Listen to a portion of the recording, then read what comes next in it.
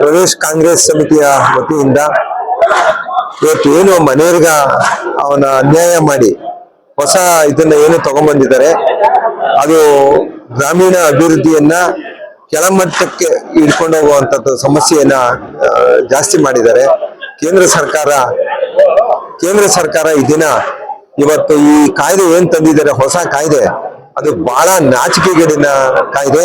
ಮತ್ತೆ ಎಲ್ಲ ಬಡವರು, ಇಲ್ಲಿ ಹಳ್ಳಿಗಾಡಿನ ಬಡವರಿಗೆ ಏನೇನು ಇವರಿಗೆ ಬೆನಿಫಿಟ್ ಇಲ್ಲ.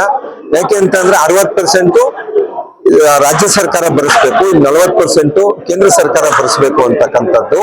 ಮತ್ತೆ ಪ್ರಪೋಸಲ್ಸ್ ನ ಇವರು ಜಿಲ್ಲಾ ಇವರಿಂದ DC ಇಂದ ಕಳಿಸಿ, ಅದನ್ನ ಸ್ಟೇಟ್ ಇಂದ ಕಳಿಸಿ, ಅದನ್ನ ಕೇಂದ್ರ ಸರ್ಕಾರಕ್ಕೆ ಕಳಿಸಿ, ಅದನ್ನ ದುಡ್ಡನ್ನ ಅಪ್ರೂವಲ್ ಮಾಡಿಸ್ಕೊಂಡು ಬರೋಷ್ಟೊತ್ತಿಗೆ ಕಾಯ್ದೆ ಅಷ್ಟೊತ್ತಿಗೆ ಆ ಕೂಲಿ ಮಾಡ್ತಕ್ಕಂತ ಇದು ಜೀವನ ಸತ್ತೋಗ್ತೈತೆ. ಇಂಥ ತೀರಾ ಅನ್ಯಾಯದ ಒಂದು ಕೆಲಸವನ್ನ ಕೇಂದ್ರ ಸರ್ಕಾರ ಮಾಡ್ತಾ ಇರೋದಕ್ಕೆ ನಮ್ಮೆಲ್ಲರ ಧಿಕ್ಕಾರ ಇದೆ.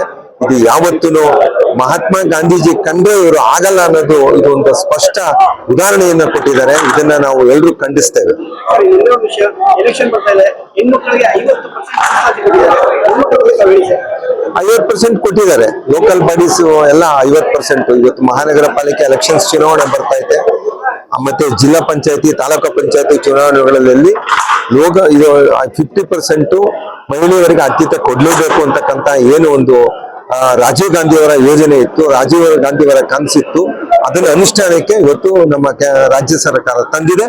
ಒಂದು ಮೆಚ್ಚುವಂತದ್ದು ಏನು ಅಂತಂದ್ರೆ ಬ್ಯಾಲೆಟ್ ಪೇಪರ್ ಚುನಾವಣೆ, ಅದು ಬಹಳ ಮೆಚ್ಚುವಂತಕ್ಕಂಥದ್ದು.